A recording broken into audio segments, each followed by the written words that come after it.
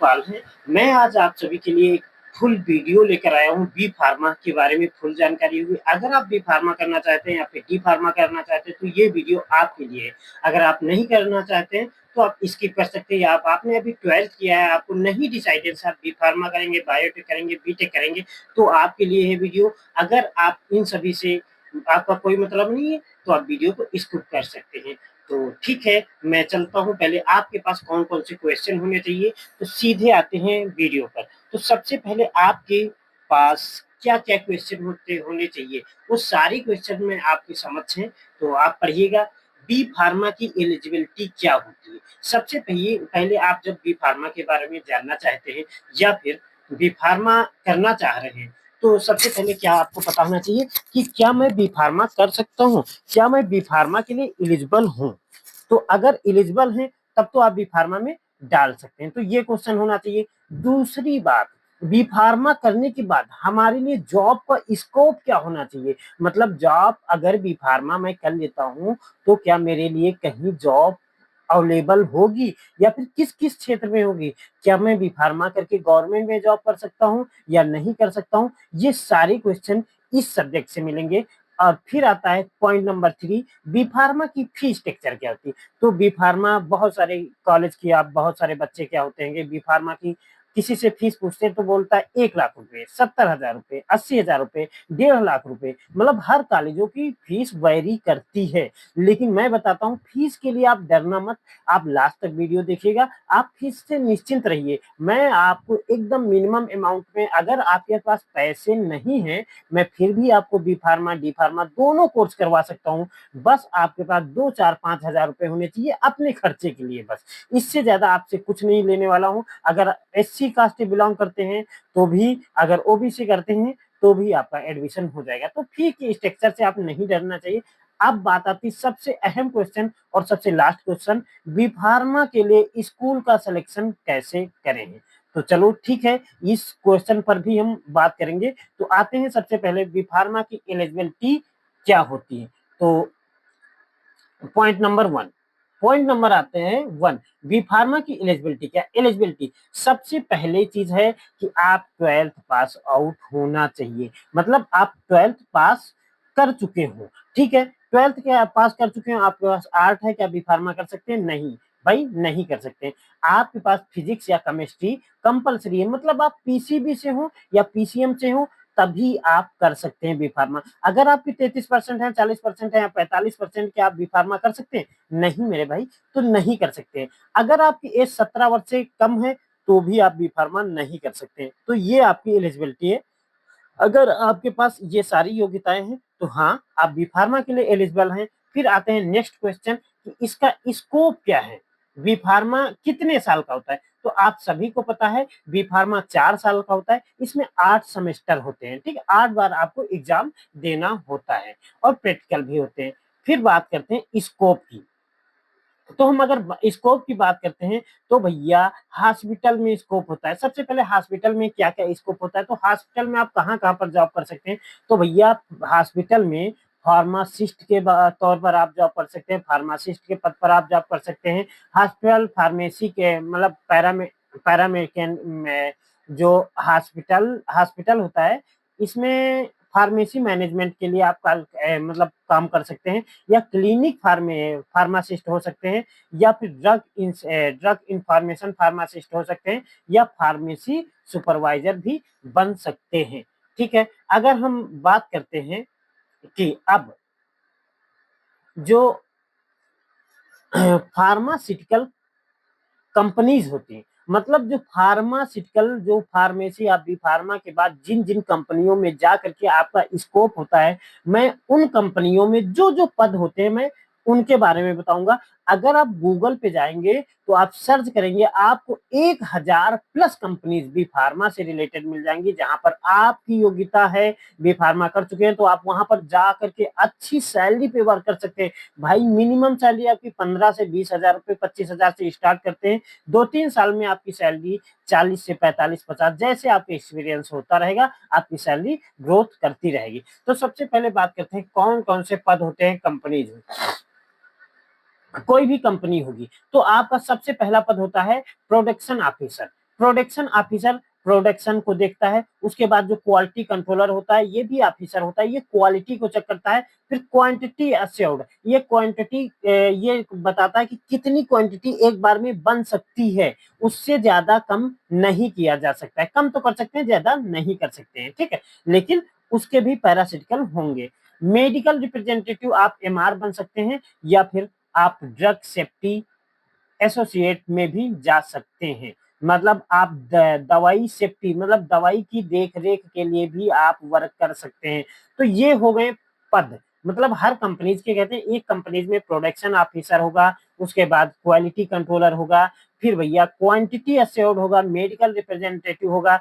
अब एक चीज बताइए, आपने बी फार्मा किया है, एम फार्मा किया है, बी फार्मा करने के बाद आप कंपनी में गए, कंपनी में आपने दवाई निर्माण किया, दवाई को बनाया। अब दवाई को बनाया, अब दवाई सही बनी गलत बनी, ये क्वालिटी वाला क्वालिटी कंट्रोलर चेक करेगा। दवाई कितनी मात्रा में बनी, क्वांटिटी वाला क्वालिटी अश्योर्ड चेक करेगा, ठीक है। उसके बाद उस दवाई को डॉक्टर तक पहुंचाने का, मतलब डॉक्टर को पहुंचाएगा और वो बताएगा उस दवाई के बारे में, ये किस किस में काम आएगी।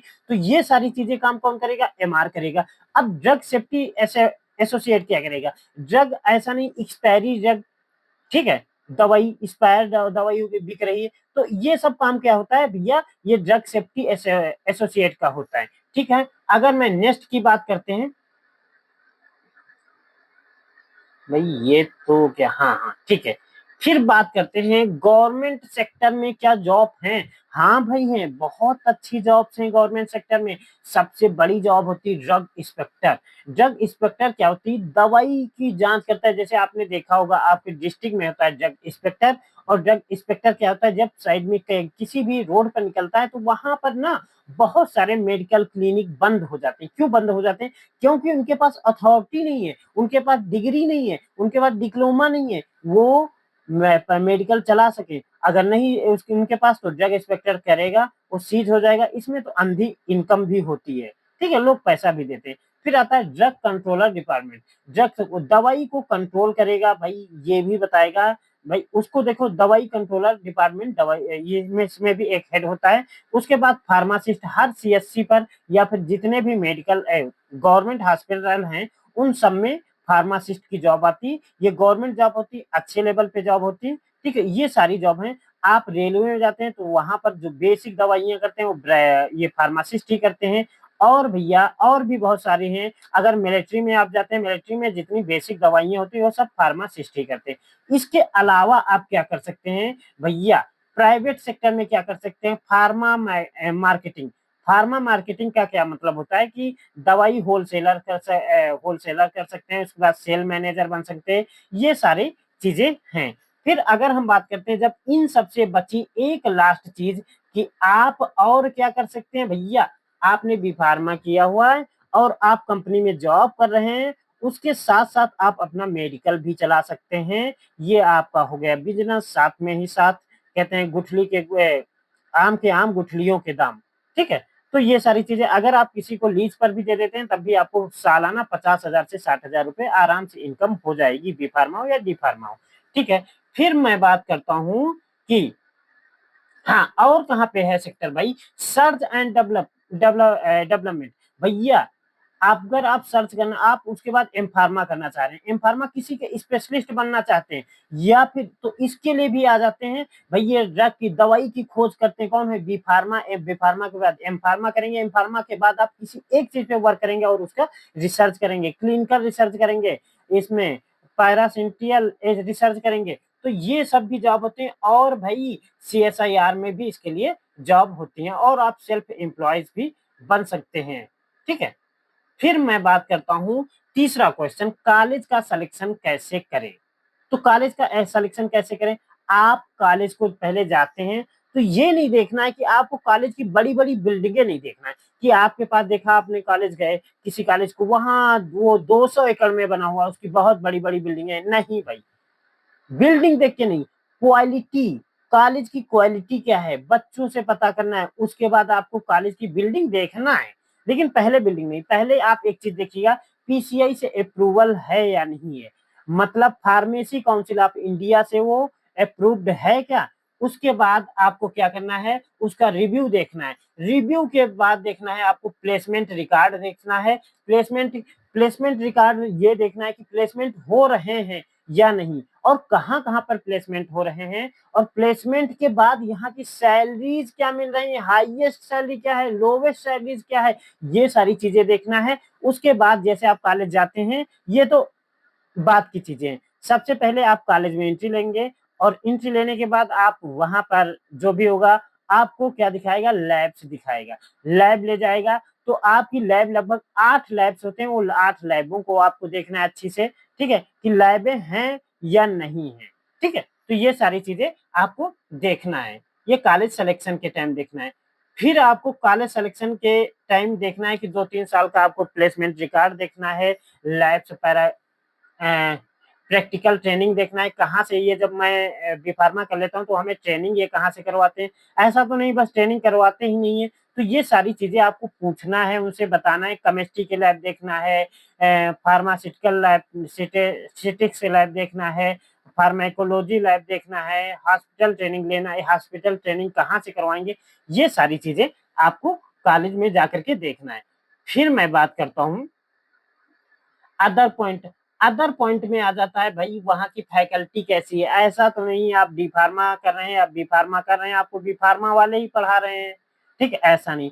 कम से कम उनके पास एम फार्मा होना चाहिए, अगर पीएचडी नहीं है तो एम फार्मा तो होना ही चाहिए।